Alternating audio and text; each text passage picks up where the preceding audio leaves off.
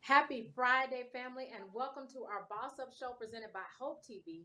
We are the House of Hope Atlanta. Dr. E. Dewey Smith Jr. is our pastor, and we believe that life with God is better in every way, every day. We also want to take a moment to thank our business ministry and our producers for providing us with such great content and such great guests. Listen, our conversation last week on business and Black Lives Matters was so good, we had to invite those two guests back. In addition to my very efficient and expressive co-host, Miss Lakeisha Paul. So Lakeisha, will you say hello to everybody tonight? Hi, everybody. How are you? We have two amazing men of excellence with us. First, we have Rashaan Todel, who is a life coach and he empowers people, and he was giving us so much positive energy last week that we invited him back again to share with our viewing audience. So Rashaan, will you say hello to everybody tonight? Grand evening, grand rising. Thank you so much. Looking forward to having a great conversation and talking with you all. Bless energy. Thank you for agreeing to come back and share with us. Chef Mark, I didn't say this last time. His restaurant is called Southern Temptation, or his business. Chef Mark Phillips is an artist who stands on a principle: art and food are one, and he's back with us. Will you say hello to everyone, Chef Mark? Hello, everyone. Thanks for having me back. I'm looking forward to continuing the conversation. Welcome. If you're just joining us, we want you to share this episode on all of your social media platforms. We need you to tag all your friends in it because we want to invite others to experience the positive energy, the empowerment, and the conversation happening on tonight's episode of Boss Up. So, we left so much to be said and so much to be explored that I wanted to start our conversation with a conversation about Black, or with not our conversation, but I want to start our talk in the whole concept of Black excellence. So I want to start with you, Chef Mark. Who were some of your role models who inspired you as you were coming up? Were you exposed to Black excellence from the beginning, or did you break the mold? Um, Twofold. If I look at the immediate circle, yes, I was exposed to Black excellence with my mother to start off because she taught me everything I know, and it was the first example of what it was like to be in Black excellence in what she did with what she had. And then there's outside influences like my Uncle Jimmy and then my Uncle Kevin, who also took charge of their own life, which was great examples of how to be a better human being and how to be a positive Black man in today's society. And then, of course, you have your outside influences from television. Um, just seeing people who look like me on TV was something to aspire to because we had, we wasn't, dead broke when we were young, but we didn't have everything all the time either. So it was always nice to have representation of someone who looks like you on TV. So you'd have something to inspire you to, and then you have people around you that encourage you. So I was the first in my family to complete college, to obtain degrees. Congratulations. Uh, Not the first one to own my own business, but fortunately, I was able to set a lot of firsts for my family, and I was happy to do it because I got to see what my value was, and I wanted to go for it, and I got encouraged by everyone around me. So, like I said, it's twofold.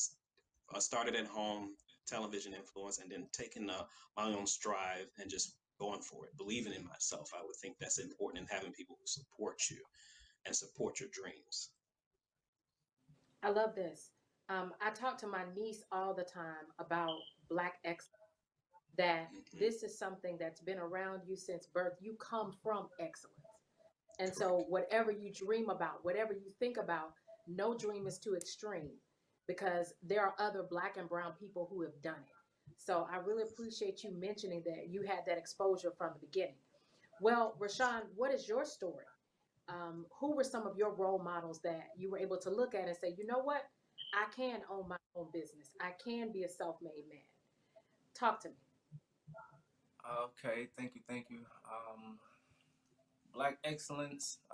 In my stand, it started off with my mother. She was a businesswoman, a single mother, and she knew what it took to keep everybody in the house happy. I feel like that's black excellence to, be a mother and raising boys, and to have everyone depend on you, and to through the trials and through affliction and through controversy and things of that sort, but to be that person that can still bring everybody together, that's black excellence. um, in addition, she was a businesswoman, so starting off with working jobs to make the ends meet, and then understanding that, hey, additional streams of income will not only help myself, but I can introduce it to other people. And this is kind of what got me into like network marketing and home-based businesses, and kind of just like sharing the word of uh, community, which what it was. Black excellent also is just a formality of who we are. I think that all of us are excellent within ourselves. We just have to acknowledge it.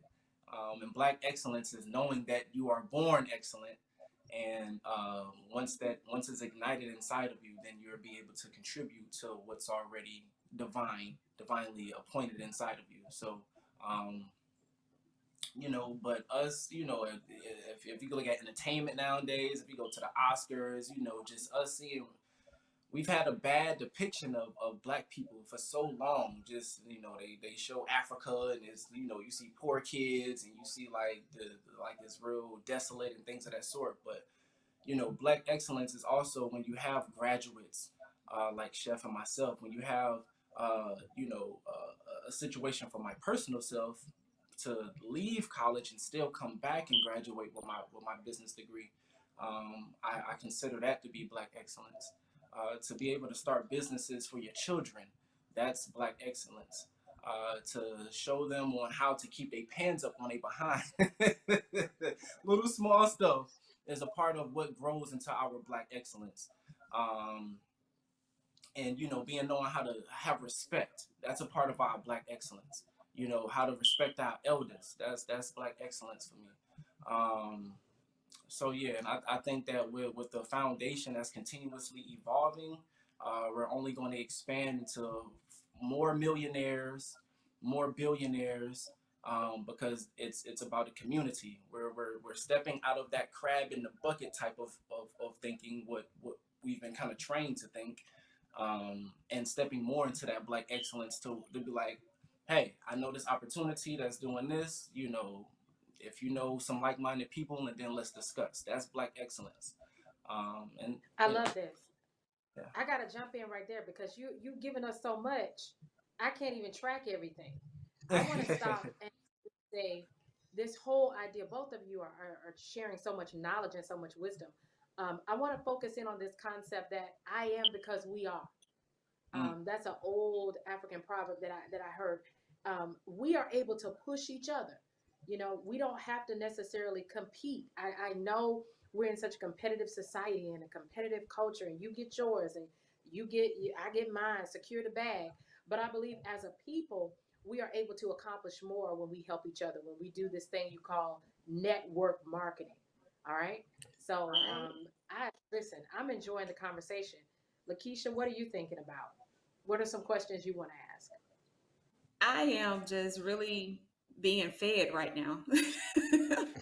Because as he said, and as both of them said, the black excellence starts in the home, and I have definitely witnessed that as well. But I have also witnessed a lot of challenges that may come from just being a black business owner. Can you all help me with telling me, like, what are some of the greatest challenges as a small business owner or a black small business owner that you all have faced? We'll start with you, Chef Mark. I'll say some of the challenges is because um, I'm the first in my family to do this particular field of entrepreneurship. It's what's one of my favorite quotes? I not use only the brain that I have, but all that I can borrow. So I make Mm. sure I try to apply that.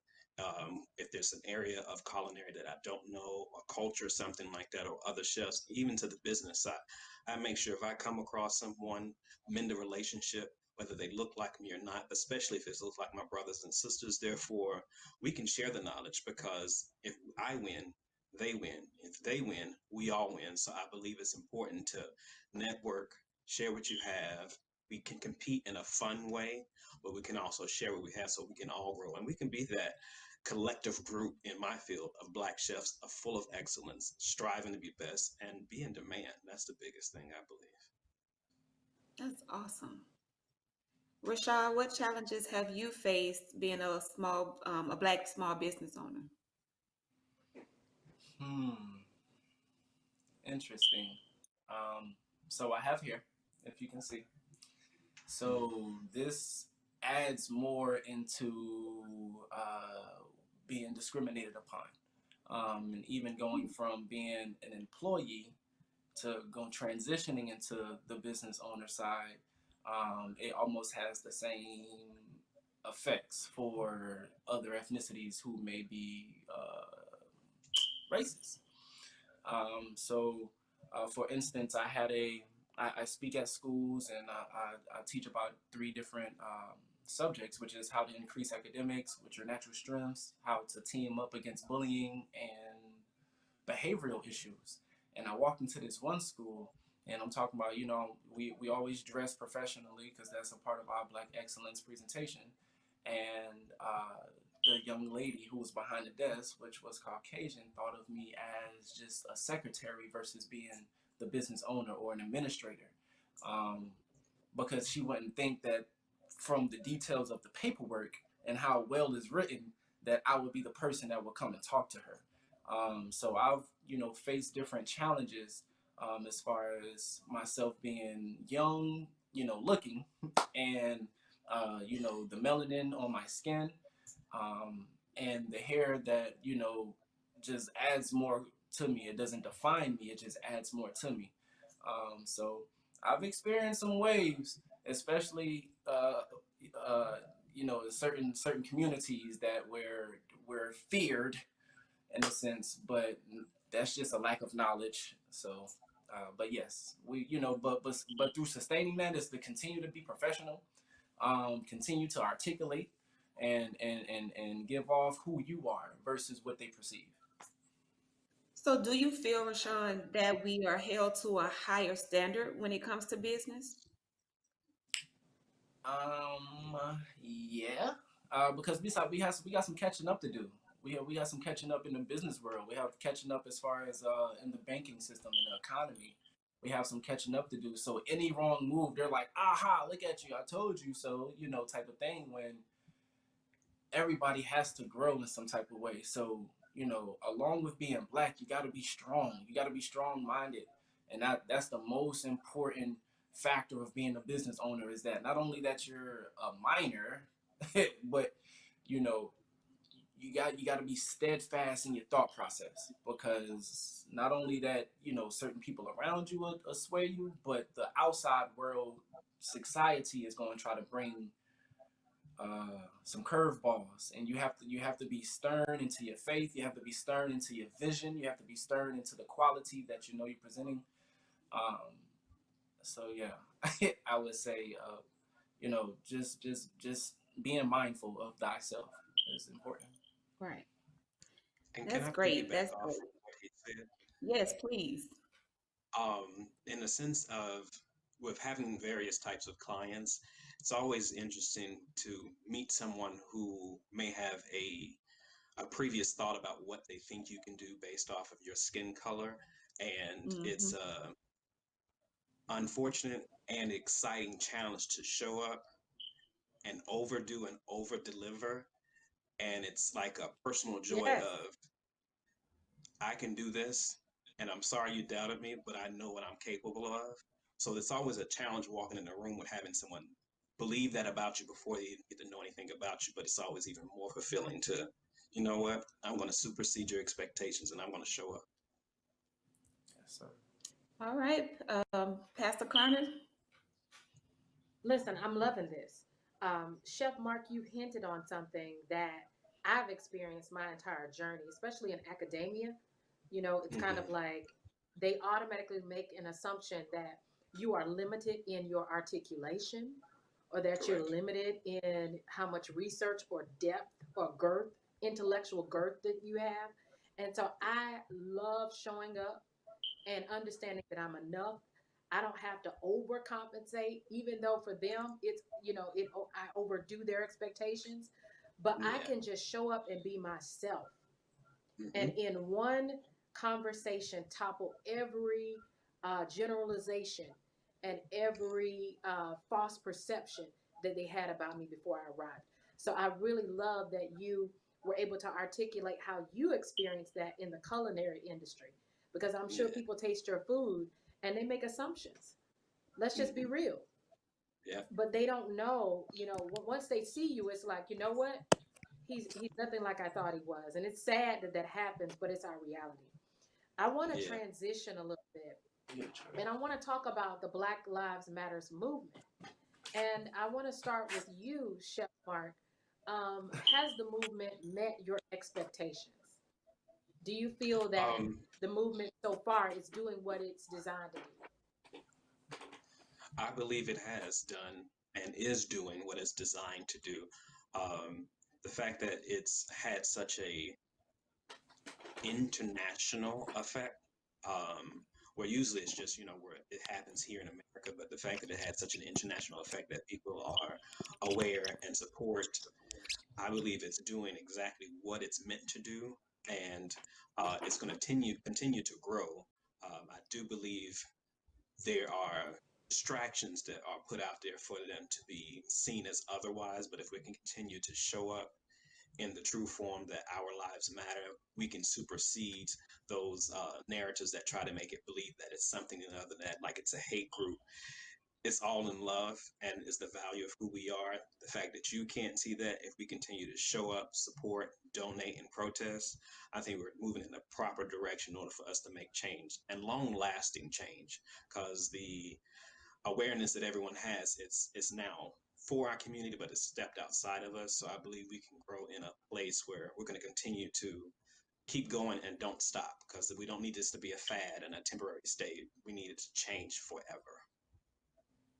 Absolutely. This needs to be paradigm shifting.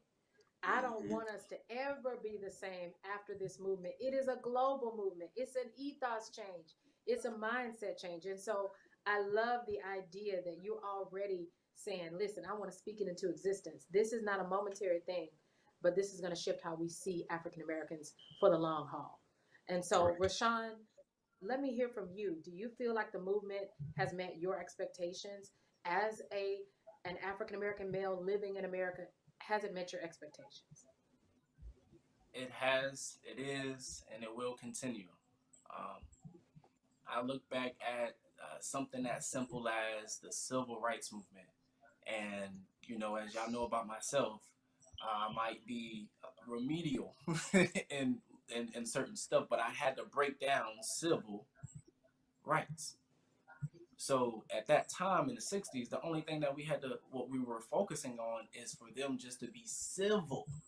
We ain't asked for y'all to be equal. We ain't asked for y'all to be, to give us a seat in the front part of the restaurant. We ain't, we just want y'all to be civil. And it never broke down in my head like that, just to be civil.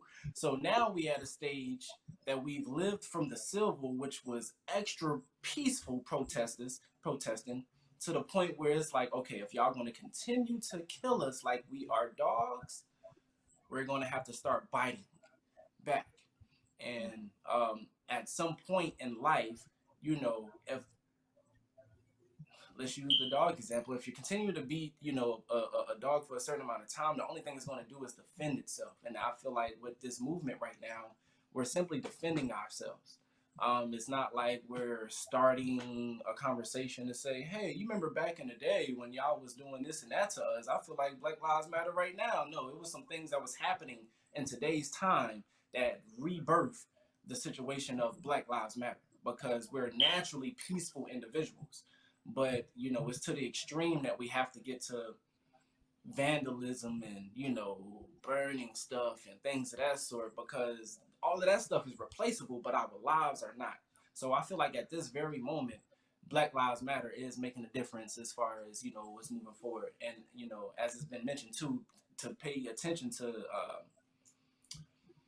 distractions or people that are in place to like create more havoc that's beyond us. Like there's certain stuff that we're just not doing, but they're going off of our movement and utilizing it as a force to out, to lash out and things of that sort. So, and encouraging our community, educating, enlightening the Black Lives Matter movement, I feel like it's in the right direction.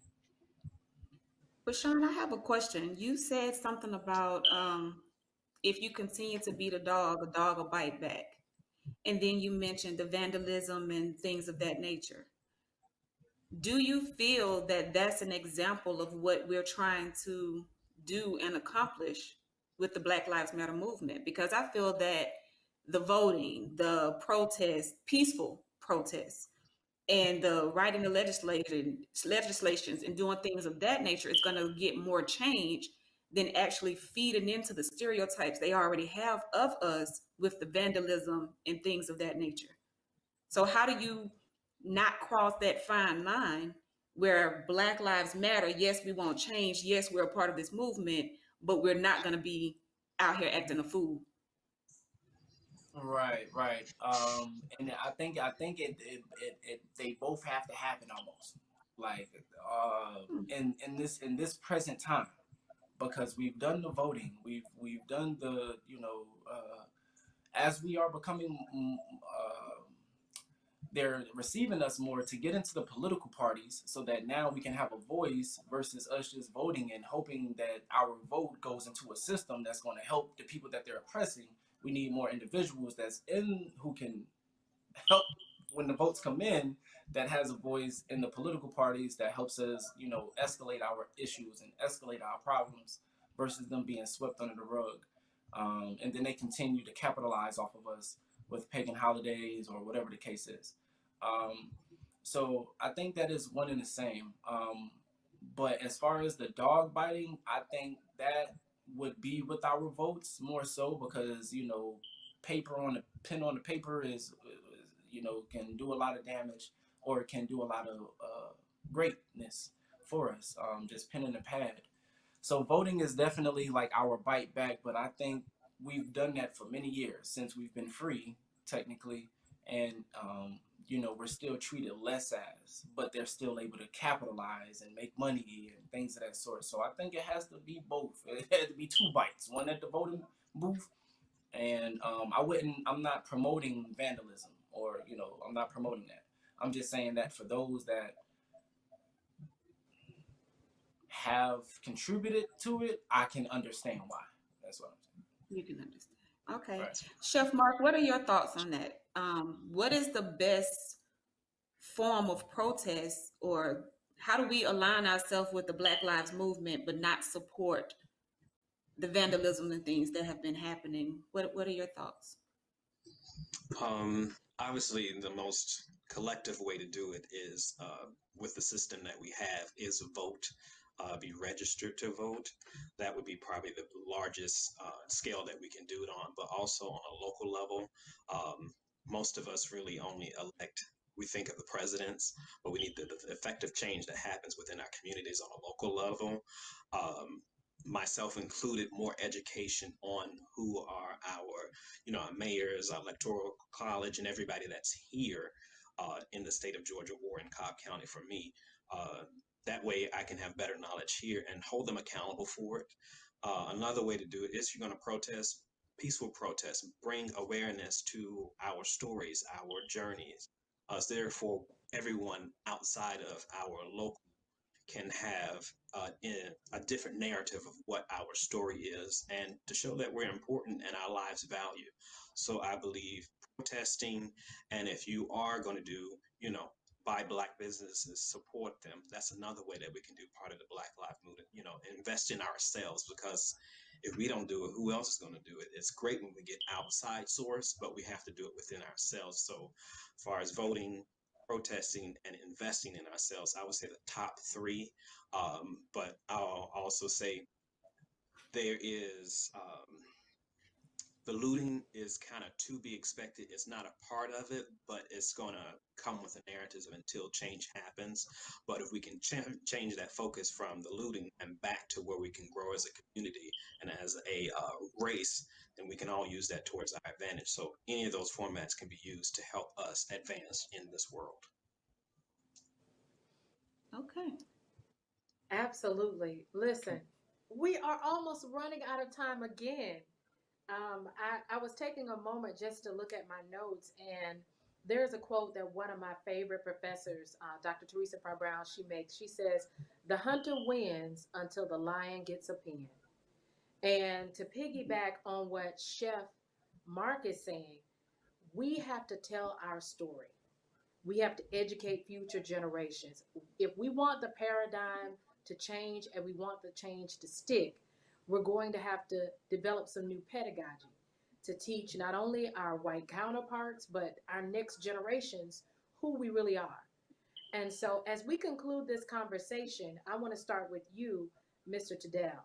I want to ask you to share, how can we find you? How can we contact you? Because I need more of your positive vibes. So tell us how we can find you. Thank you, thank you.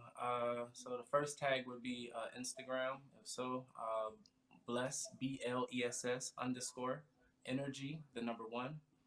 Or you can go to my website www.blessenergy.org, and you can add your information in. Please leave a message for any conversations that you may want to have, or if you just want to order merchandise, or if you want to be updated for the next event that's coming up. Also doing public speaking in regards to positivity, positivity, things of that sort. So if you need a speaker for that day or a keynote speaker, I'll be available.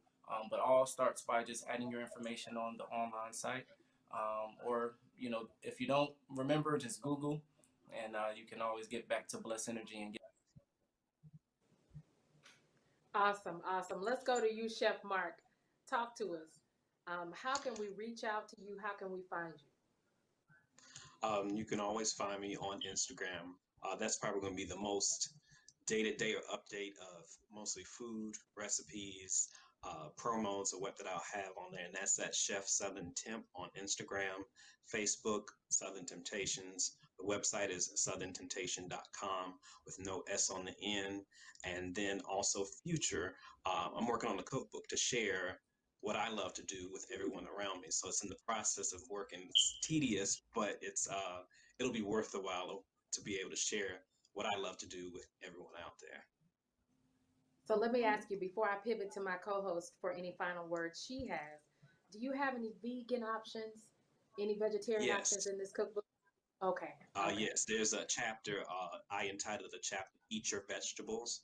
So therefore, it's all dedicated to vegetarian and vegan meals. So instead of, some people just want to get steamed broccoli or vegetables, I'm going to show you how to take those items and give them nice flavor without too much salt, excess oil, or dairy, because I have clients that I cook for like that now, and I even eat like that throughout the week. So therefore, I just wanted to share, it's very easy. It's just showing you what to do with what you have. Love it, love it. Lakeisha, do you have any final remarks before we close out this amazing episode of Boss Up? I just want to thank our guests. I have been intrigued and enlightened so much. And thank you, Pastor Carter, for having me and allowing me to co-host with you. And I'm just loving it. You'll be back. This is not your last time. Listen, family, we got to go because we want you to be able to enjoy what's left of your Friday night.